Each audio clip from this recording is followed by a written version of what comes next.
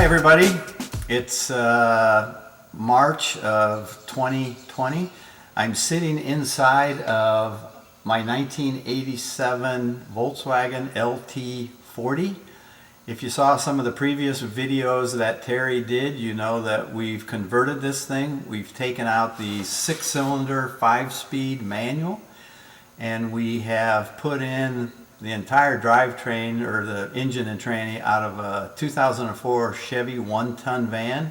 So we've got a 6-liter engine underneath an engine lid up here. We've got a Chevy steering wheel, Chevy instrument panel, and basically the entire wiring and computer system out of the Chevy van.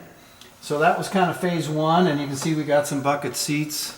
They're out of a Chrysler minivan. These are the second row stow and go seats. They're very comfortable. They have armrests for both arms.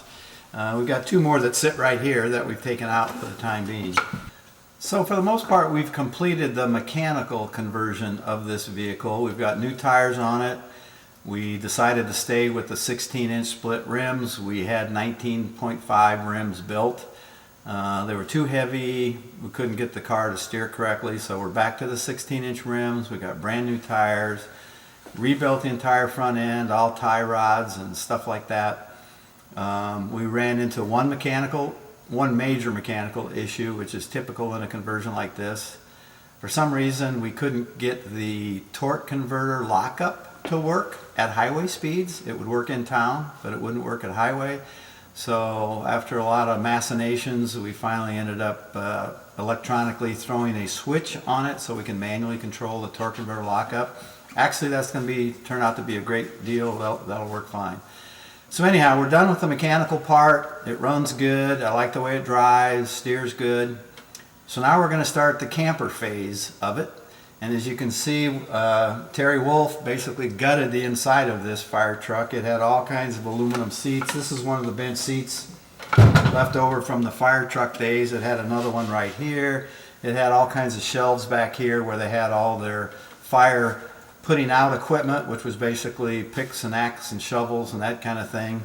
This was considered a hotshot truck, so they would be the first guys that would run up to a fire in the Alps. This vehicle came from Kohlschwarz, Austria, and they would run up with picks and shovels and try and put the fire out by throwing dirt on it or dig a fire line or whatever. They'd be the first ones to arrive. No water, no pumps, no anything like that. Just basically 8 guys and picks and shovels, and let's go put the fire out. So now we've gutted it, and you can see we've done a couple of things. I don't know if the camera will pick it up, but we're trying to expand the floor space. This car internally was set up for dual wheels in the rear, but it only has singles. So we cut out that part of the wheel well that was for the dualies, and we flattened it out to give us more floor space. And so now we're on to something that I've been putting off for a long time. I want to be able to stand up in this thing. It's a really tall vehicle, but this interior space is only like 57 inches. So we are literally going to cut the top out of it today, starting from this cross member or beam all the way back to the rear one. These 3 are going to come out, and we're going to cut it basically a little over 4 feet, 51 inches.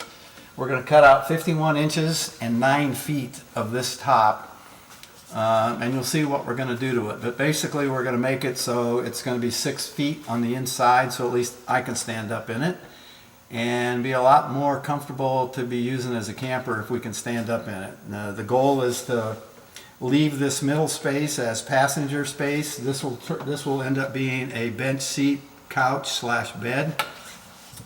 This whole rear section will end up being kind of the camper part of it. We'll have a sink.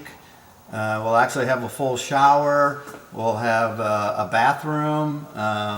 We'll have a cassette toilet in the corner. All kinds of shelves and spaces, obviously, to hang clothes, a water pump, heater. There'll be a furnace under this seat for cold camping. So hopefully add all the kind of things that you would want in a full-blown camper. So that's what we're about to do today. We're going to cut this top out. This is always the part you kind of dread. You have an idea in your head, and it involves cutting the entire top out of a really nice vehicle. But Either do it or go big or go home. So here we are. We're going to cut the top out of this LT-40.